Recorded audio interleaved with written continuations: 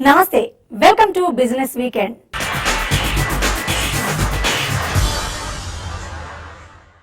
కొత్త సంవత్సరంలో సరికొత్త ఆఫర్లతో కస్టమర్లను ఆకట్టుకోవాల్సింది పోయి ధరాఘాతంతో కొనుగోలుదారులను బెంబేలెత్తిస్తున్నాయి కార్ల కంపెనీలు. ఇప్పటికే కొన్ని కార్ల తయారీ కంపెనీలు ధరలను పెంచుతున్నట్లు ప్రకటించగా మరిన్ని కంపెనీలు కూడా అదే రూట్లో పయనించడానికి సిద్ధమవుతున్నాయి. ముడి వస్తువుల వ్యయాలు పెరగడం, కరెన్సీ హెచ్చు తగ్గులతో ధరలను పెంచక తప్పడం లేదని కార్ల తయారీ కంపెనీలు ప్రకటించాయి. కొత్తేడాది వస్తూనే వినియోగదారుల జేబులు కొల్లగొట్టేందుకు రెడీ అవుతున్నాయి కార్ల కంపెనీలు. గత కొన్ని నెలలుగా సేల్స్ పెరగడంతో ఊపిరి తీసుకుంటున్న ఆటో కంపెనీలు తాజాగా ధరల్ని పెంచేందుకు సిద్ధమవుతున్నాయి. కార్లను తయారు చేసే వివిధ కంపెనీలు తమ మోడళ్లపై 1 నుంచి 3% ధరని పెంచబోతున్నాయి. ఇప్పటికే హ్యుందాయ్, టొయోటా, మెర్సిడెస్, BMW వంటి సంస్థలు ధరల పెరుగుదల విషయాన్ని ప్రకటించగా మరికొన్ని కంపెనీలు కూడా త్వరలోనే నిర్ణయం తీసుకోనున్నాయి.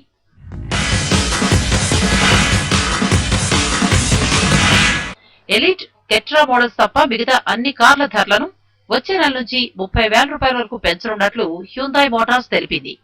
అలాగే టొయోటా తమ కార్ల రేట్లను 3% దాకా పెంచనున్నట్టు తెలిపింది. అయితే ఏ కారుపై ఎంత పెంచనున్నది ఇంకా నిర్ణయించలేదని టొయోటా వెల్లడించింది. మిగతా కార్ల కంపెనీల బాటలోనే నిస్సాన్, స్కోడా కూడా వచ్చే నెల రేట్లు పెంచాలని నిర్ణయించాయి. జనవరి 1 నుంచి మెర్సిడెస్ బెంజ్ తమ కార్ల ధరను 2% వరకు, BMW సైతం 3% దాకా ధరల్ని పెంచనున్నట్టు తెలిపాయి. హోండా కార్స్ ఇండియా, రెనో ఇండియాలు ధరల పెంపుపై కసరత్తు చేస్తున్నాయి. మరోవైపు తాము మాత్రం ధరలను పెంచబోమని జర్మనీ లగ్జరీ కార్ల సంస్థ ఆడి ప్రకటించింది.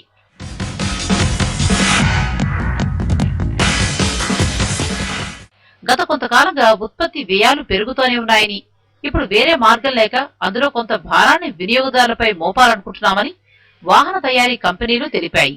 ముడి సరుకుల వ్యయంతో పాటు కరెన్సీ మార్గం విలువలు గణనీయంగా హెచ్చు తగ్గులకు లోనవడంతో తమపై అధిక భారం పడుతోందని కంపెనీలు వెల్లడించాయి. Hyderabad software process improvement network ఆధ్వర్యంలో హైదరాబాద్ లో 2 రోజుల పాటు జరిగే ఆల్ ఇండియా స్పిన్ కాన్ఫరెన్స్ 2015 మొదటి సదస్సు శుక్రవారం ప్రారంభమైంది. ఐటీ రంగం అభివృద్ధి కోసం ప్రత్యేకంగా నూతన పాలసీని ప్రభుత్వం సిద్ధం చేసిందని, అయితే ప్రస్తుత ఎన్నికల కోడ్ దృష్ట్యా కొంత ఆలస్యమవుతుందని ఈ సందర్భంగా తెలంగాణ ఐటీ శాఖ సెక్రటరీ జయేష్ రంజన్ అన్నారు.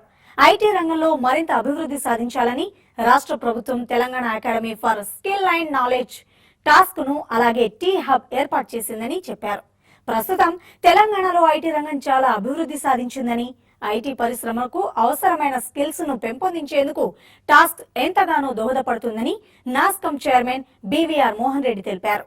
Telangana Academy for Skill and Knowledge so విద్యార్థులు అంటే విద్యార్థి దశ నుంచి కొత్త కొత్త అవకాశాలు ఐటీ రంగంలో ఎక్కడ వస్తున్నాయి, అనలిటిక్స్ కావచ్చు, సైబర్ సెక్యూరిటీ కావచ్చు, ఐఓటీ కావచ్చు, క్లౌడ్ కావచ్చు, విద్యార్థి దశ నుంచి వాటి గురించి మంచి అవగాహన పెంపొందించుకోగలితే, నైపుణ్యత సాధించుకోగలితే రేపు ఇట్లాంటి కొత్త అవకాశాలు కూడా చాలా సులభంగా వాళ్ళు వినియోగించుకోగలుగుతారు. సైబర్ కూలీ హోదా నుంచి మంచి ప్రోడక్ట్ తయారు చేసే హోదాకి వాళ్ళు చేరుకోగలుగుతారు అని వారికి తెలియపరచడం జరిగింది. అండ్ భవిష్యత్తులో ప్రభుత్వంతో పని చేయడానికి హైదరాబాద్ స్పిన్ చాప్టర్ వాళ్ళని ఆహ్వానించడం జరిగింది. వాళ్ళు కూడా 20 సంవత్సరాల నుంచి ఒక స్థాయిలో వాళ్ళు ఉన్నారు. బట్ ప్రభుత్వంతో కలిసి వాళ్ళు సంయుక్తంగా పని చేయగలితే ఇంకా టాస్క్ ద్వారా, టీ హబ్ ద్వారా వాళ్ళు ఏమేమి ఆశయాలు పెట్టుకొని ఉన్నారు అది ఇంకా మెరుగుగా సాధించడానికి అవకాశం ఉంటుంది. ఇండస్ట్రీ బాగా వృద్ధిలోకి వస్తూ ఉంది. ఇంకా గత సంవత్సరం 14% గ్రో అయింది ఐటీ ఇండస్ట్రీ. ఈ సంవత్సరం కూడా వచ్చిపోయి ఒక 13% లెవెల్లో గ్రో అవుతుందని మేము ఫోర్కాస్ట్ చేస్తున్నాము. అంటే ఈ సంవత్సరం మాత్రమే వచ్చిపోయి ఒక $20 బిలియన్ అంటే వచ్చిపోయి 1,30,000 ఆదాయము ఈ ఇండస్ట్రీకి అందులో ఇంకా ఇంక్రీజ్ చేస్తారనమాట. ఇదే విధంగా వచ్చే సంవత్సరాల్లో కూడా కంటిన్యూ అవుతుందని మేము ఆశిస్తూ ఉన్నాము. కాకపోతే ఈ గ్రోత్ ఉంటుంది కానీ వచ్చేటటువంటి న్యూ టెక్నాలజీస్ చాలా వేరేగా ఉంటాయి. హైదరాబాద్ స్పిన్ వాళ్ళు ఈ సెమినార్ని కంటిన్యూ చేస్తారు. వాటిలో ఇంకా చక్కగా డెలిబరేషన్ చేసి కొత్త ఆలోచనలు వచ్చి ఈ ఇండస్ట్రీని, మన భారతదేశాన్ని, మన రాష్ట్రాన్ని, మన తెలంగాణ రాష్ట్రాన్ని వృద్ధిలోకి తీసుకొస్తానని నేను ఆశిస్తా ఉన్నాను. మాదాపూర్లోని హైటెక్స్ లో ఇండియన్ హాస్పిటాలిటీ అవార్డ్ 2015 కార్యక్రమాన్ని ఘనంగా నిర్వహించారు. ఈ కార్యక్రమానికి ముఖ్య అతిథిగా రాష్ట్ర పర్యాటక శాఖ మంత్రి అజ్మీరా చందులాల్ హాజరయ్యారు. పర్యాటక రంగంలో ఉపాధి అవకాశాలు పుష్కలంగా ఉన్నాయని, ఈ రంగాన్ని అభివృద్ధి చేయడానికి ప్రభుత్వం ప్రత్యేక శ్రద్ధ చూపిస్తోందని మంత్రి అన్నారు. ఈ సందర్భంగా ఉత్తమ ఈవెంట్ మేనేజ్మెంట్ అవార్డును కేఎంకే సంస్థ ఎండీ కోనేరు మురళీకృష్ణకు మంత్రి అందజేశారు. అమరావతి ప్రారంభోత్సవాన్ని విజయవంతం చేసిన కేఎంకే సంస్థ ఎండీ కోనేరు మురళీకృష్ణని మంత్రి ప్రత్యేకంగా అభినందించారు. టూరిజం, హాస్పిటాలిటీ, హోటల్ రంగాల్లో మంచి అభివృద్ధి ఉందని, ఈ రంగాల్లో లక్షల మంది ఉపాధి పొందుతున్నారని, బెస్ట్ ఈవెంట్ మేనేజ్మెంట్ అవార్డు ఇచ్చి ప్రోత్సహించడం ఎంతో ఆనందంగా ఉందని కేఎంకే ఎండీ కోనేరు మురళీకృష్ణ అన్నారు. దేశం మొత్తం మీద, ప్రపంచం మొత్తం మీద చేస్తున్న సంస్థలతో పోటీ పడి Amaravati AP capital city opening లాంటి ప్రతిష్టాత్మకమైన ఈవెంట్లు చేస్తూ దేశంలోనే ఉన్న అతి కొద్ది కంపెనీల్లో మేము కూడా ఉండటం అనేది ఎంతో ఆనందంగా ఉంది.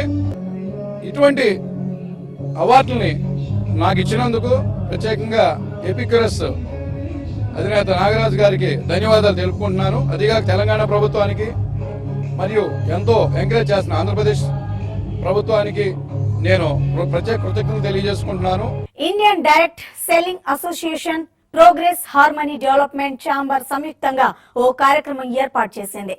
డైరెక్ట్ సెల్లింగ్ పై 2014-15 సంవత్సరానికి గాను వార్షిక నివేదికను ఈ సందర్భంగా విడుదల చేశారు. డైరెక్ట్ సెల్లింగ్ పరిశ్రమను గాడిలో పెట్టేందుకు తెలంగాణ ప్రభుత్వం కసరత్తు ప్రారంభించిందని, వచ్చే 6 నెలల్లో దీనిపై స్పష్టత రానుందని పౌర సరఫరాల శాఖ కమిషనర్ రజత్ కుమార్ తెలిపారు. గత ఆర్థిక సంవత్సరంలో డైరెక్ట్ సెల్లింగ్ పరిశ్రమ భారత్ లో 7,958 కోట్ల రూపాయలుగా నమోదైందని ఐడిఎస్ఏ చైర్మన్ రజత్ బెనర్జీ తెలిపారు. హైదరాబాద్ కు చెందిన ప్రముఖ ఫార్మసీ రిటైల్ చైన్ మెడ్ప్లస్ ఇంటి దగ్గరే ల్యాబ్ టెస్టును చేయించుకునే సౌలభ్యాన్ని ఆన్లైన్ ద్వారా అందించేందుకు medplusLab.com వెబ్సైట్ ను ప్రారంభించింది. ప్రస్తుతం డయాగ్నోస్టిక్ మార్కెట్ విలువ $2.2 బిలియన్ ఉందని, ఏటా 18% మేర వృద్ధి కనబరుస్తోందని మెడ్ప్లస్ ఫౌండర్ మధుకర్ గంగాడి తెలిపారు. medplusLab.com కోసం 10 కోట్ల రూపాయల మేర ఇన్వెస్ట్ చేశామని ఆయన తెలిపారు. We are compliant with all laws everywhere in the country. Something like 10% of our overall business is now coming from online side, and this is growing very rapidly. We expect this will actually become a significant portion of our business going forward. We're growing around 25-30% month on month. India has got so many different brands of medicines, and every way a patient wants his own thing, and holding inventory is such a big problem. Online is the best way to go about addressing it. మీరు online website medpluslab.comకి వెళ్ళి test book చేసుకుని ఏ test అయితే మీకు కావాలని అనుకుంటున్నారో ఆ test book చేసుకుని slot book చేసుకుంటే మా ఏజెంట్ వచ్చి మీ దగ్గర శాంపిల్ కలెక్ట్ చేసుకుని మేము టెస్ట్ పర్ఫామ్ చేసి రిపోర్ట్స్ అప్లోడ్ చేస్తాం ఆన్లైన్. సో మీరు ఆ రిపోర్ట్స్ డౌన్లోడ్ చేసుకుని డాక్టర్ దగ్గరికి వెళ్ళవచ్చు. ఇంకా మోర్ ఇంపార్టెంట్ ఏంటంటే ఈ టెస్ట్లు మేము ఇప్పుడు ప్రివైలింగ్ మార్కెట్ రేట్ కన్నా 50% తక్కువ ధరకి చేస్తాం. సో అఫోర్డబిలిటీ చాలా పెరుగుతుంది, కన్వీనియన్స్ ఇంకా చాలా పెరుగుతుంది. లాజిస్టిక్స్ సప్లై చైన్ సంస్థ గతి దేశంలోనే తొలిసారిగా మొబైల్ యాప్ ను ప్రారంభించింది. గతి ప్రమోటర్లు ఆన్లైన్ ఈ కామర్స్ వ్యాపారంలోకి అడుగు పెట్టనున్నట్లు ఈ సందర్భంగా సంస్థ ప్రకటించింది. అంతర్జాతీయ స్థాయిలో online e commerce market place venture ను ఏర్పాటు చేయనున్నట్లు గతి చీఫ్ బ్రాండ్ కస్టోడియన్ మీరా మధుసూదన్ సింగ్ తెలిపారు.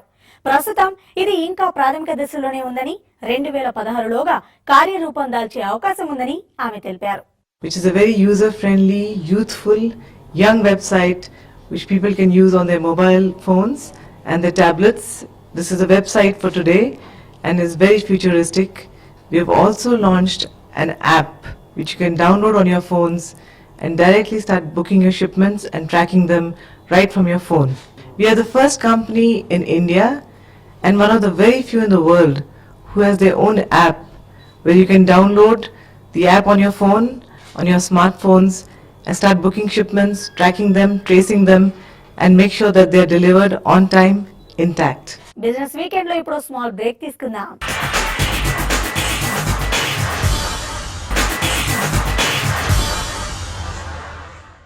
Welcome back to business weekend.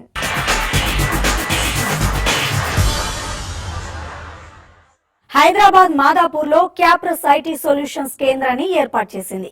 వాణిజ్య సంస్థలకు business application, design, development, integration, air space, health care, mobile commerce వంటి కీలక సేవలను అందిస్తున్నామని కంపెనీ ఎండీ దినకర నాగళ్ల తెలిపారు. తెలంగాణ టీ హబ్ కు తమ సంస్థ ద్వారా పూర్తి సహకారం అందిస్తామని వచ్చే 2 ఏళ్లలో తమ సంస్థ 2500 మందికి ఉద్యోగావకాశాలు కల్పించనున్నట్లు ఆయన చెప్పారు. The problem we had was I spent quite a bit of money trying to figure this thing out. The big problem we had was bureaucracy. It's tough to get through. Even if you try to explain the value it can bring, help people, help companies save money, the bureaucracy was quite significant to cut through it. So we decided to step back and not waste efforts on it. However, we're getting back into it now that there is increased buzz and increased noise around aviation here. So. UK కు చెందిన software సంస్థ ఫ్లెక్సై హైదరాబాద్ లో hyper cat incubation కేంద్రాన్ని ఏర్పాటు చేసింది. Internet of things, smart cities రంగంలో నిమగ్నమైన స్టార్టప్లను next level కి తీసుకెళ్లడమే ఈ కేంద్రం ముఖ్య ఉద్దేశమని ఫ్లెక్సై ఇండియా ఎండి శ్రీని చిలుకూరి తెలిపారు. 40 స్టార్టప్లకు కావలసిన సదుపాయాలు ఇక్కడ ఉన్నాయని, వినూత్న వ్యాపార ఆలోచనతో వచ్చిన స్టార్టప్లకు నిధులను కూడా సమకూరుస్తామని ఆయన తెలిపారు. ఇంక్యుబేషన్ కేంద్రంతో కార్యకలాపాలు సాగించే స్టార్టప్లకు అన్ని సౌకర్యాలు ఉచితమని, తెలంగాణ ప్రభుత్వం టీ హబ్ ఏర్పాటు చేసిన సమయంలో ఈ సెంటర్ ప్రారంభించడం శుభ పరిణామమని British deputy high commissioner Andrew McAlister అన్నారు. బేసికల్గా యూకేలో తర్వాత ఇండియాలో ఫస్ట్ టైం మేము యాక్చువల్లీ ఇక్కడ ఇంక్యుబేషన్ సెంటర్ స్టార్ట్ చేసాం. And this could be morely focused on only on IoT and smart cities panel. So we're bringing the real good talent here, and then can make them to can incubate with us, and then see that they get the business funding, they get the business plans being done very properly and these things, and also the anything that's required with the mentoring and all those things that's all be done here itself. So then we take them for about like 3 to 4 months at the time on it. And then ensure that they go into the next level of it. So the only not about the funding or any of those things. The biggest thing is that the sharing of the knowledge. 700 plus companies in we have in Hypercare consortium and those things. So everyone is working at some kind of different kind of unique kind of problems in it. So so there's a lot of sharing of the knowledge that happens with these companies. The bigger companies like ARM on the BT on the KPMG, Symantec, Accenture, and all these companies are part of it. Consortium. So they can share the knowledge according to it and try to find a real good solution for a problem on it. I'm not putting any particular parameters around how much we might invest. It's what's appropriate. I mean, the exciting thing about the technology that's coming to market today is that anybody can start up a new company with a great idea very quickly. What they really need is the support and mentorship of people who've done it before. They need to have access to networks that will allow them to take their ideas to market. Who would have thought a few years ago that the largest hotel company in the world doesn't own any hotels anymore? US కు చెందిన ప్రముఖ software company EPAM Systems Hyderabadi company online global services ను కొనుగోలు చేసినట్లు ప్రకటించింది. Online global కు హైదరాబాద్, పూణేలో 2 సెంటర్లున్నాయని, మొత్తం 1100 మందికి పైగా ఉద్యోగులున్నారని కంపెనీ సీఈఓ జాన్ తెలిపారు. $50 మిలియన్ ఆన్లైన్ గ్లోబల్ సర్వీసెస్ ను కొనుగోలు చేశామని ఈఫామ్ సిస్టమ్స్ ప్రెసిడెంట్ ఆర్కడీ డోబిన్ తెలిపారు. భారత డిఫెన్స్, ఏరోస్పేస్ రంగంలో మరిన్ని కంపెనీలతో భాగస్వామ్యం కుదుర్చుకుంటామని హానీవెల్ ప్రకటించింది. ప్రస్తుతం హైదరాబాద్ కేంద్రంలో 1200 మందికి పైగా పనిచేస్తున్నారని, కార్పొరేట్ సోషల్ రెస్పాన్సిబిలిటీలో భాగంగా హానీవెల్, సేఫ్ వాటర్ నెట్వర్క్ సంయుక్తంగా ఐజల్ పేరుతో కరీంనగర్, ఆదిలాబాద్ లో ఇప్పటికే 10 మంచినీటి కేంద్రాలను ఏర్పాటు చేశామని హానీవెల్ ఇండియా ప్రెసిడెంట్ ఆనంద్ మహేశ్వరి తెలిపారు. Honeywell is sponsoring the IGEL stations that Safe Water Network is installing in the Karimnagar and Adilabad districts. We have sponsored 25 stations, out of which 10 are already operational. Our focus is only Telangana right now for the Safe Water Networks in the 2 districts that I just mentioned. And I mentioned that we have commitment for about 25. Once that 25 gets done, we will have our plans for the future. We are getting a lot of support from the government and especially the local government, from the panchayati governments in the villages where these IGEL stations are installed. We are therefore looking at that support because it serves the community. But specifically from a funding point of view, this is fully funded from Honeywell. The Honeywell partnership has enabled us to expand and extend that commitment and work so that we can design and develop a solution here that's going to serve a much larger presence. Our objective as an organization is to get to 300 communities in this region in the next 4 or 5 years. Bengaluru కేంద్రంగా పనిచేస్తున్న Mahindra Rewa electric vehicles త్వరలోనే Europe దేశాలకు electric కార్లను ఎగుమతి చేస్తున్నట్లు ప్రకటించింది. పర్యావరణంపై అవగాహన కల్పిస్తూ దేశంలోని 34 ప్రాంతాల్లో 3400 కిలోమీటర్ల మేర ఎలక్ట్రిక్ కారు యాత్ర చేసింది. తాము చౌక విద్యుత్ బ్యాటరీ వాహనాలపై దృష్టి కేంద్రీకరిస్తున్నామని కంపెనీ సిఓఓ మహేష్ బాబు అన్నారు. Goodness Drive is India's first electric expedition. We are covering more than 5,000 kilometers, having covered 52 locations. The intention is to create awareness among consumers on electric vehicles. Right now, Mahindra Reva is the only electric vehicle manufacturer in India. We hope soon others will come in. But we are committed as Mahindra Group for sustainable electric mobility in India. Price range varies from cities to city. There is a list which will be given in the event. So it depends on VAT and tax. Each state have their one. We have actively involved with Telangana government to look at VAT and road tax exemption. They are very positive. We are hopeful soon we will get it. వరుసగా రెండో వారం stock మార్కెట్లు నష్టాలను చవిచూశాయి. America federal reserve వడ్డీ రేట్లను పెంచనుందనే వార్తలు, GST bill ఆమోదంపై అనుమాన మేఘాలు తొలగకపోవడం, నేషనల్ గ్రీన్ ట్రిబ్యునల్ వ్యాఖ్యలతో మార్కెట్లు అమ్మకాల ఒత్తిడికి లోనయ్యాయి. దీంతో ఈ వారం సెన్సెక్స్ 594 పాయింట్లు, నిఫ్టీ 171 పాయింట్లు నష్టపోయాయి. స్టాక్ మార్కెట్ లో అమ్మకాల ఒత్తిడి వరుసగా రెండో వారం కొనసాగింది. గ్లోబల్ మార్కెట్ల సపోర్టు లేకపోవడంతో ఈ వారం తొలి 3 రోజులు దేశీయ సూచీలు నష్టాల్లో ట్రేడ్ అయ్యాయి. 6 రోజుల నష్టాలకు గురువారం బ్రేక్ పడినప్పటికీ శుక్రవారం మాత్రం మార్కెట్లు మళ్లీ నష్టాల్లోకి జారుకున్నాయి.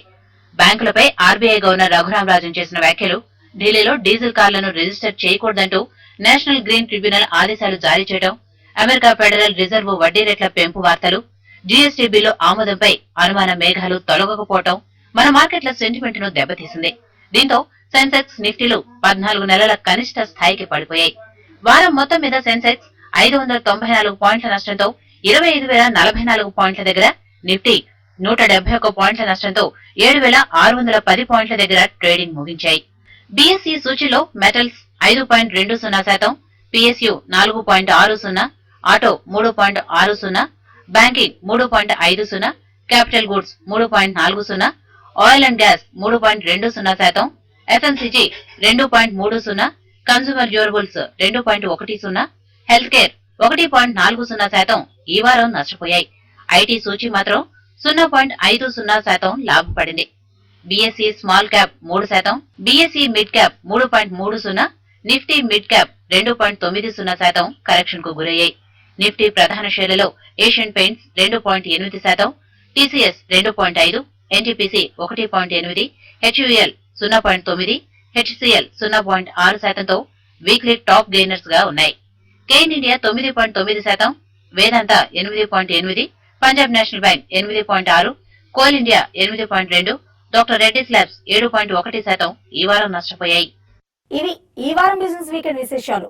వచ్చే వారం మరిన్ని బిజినెస్ వార్తలతో మళ్ళీ కలుద్దాం. చూస్తూనే ఉండండి వాస్తవాలకు ప్రతిరూపం TV5.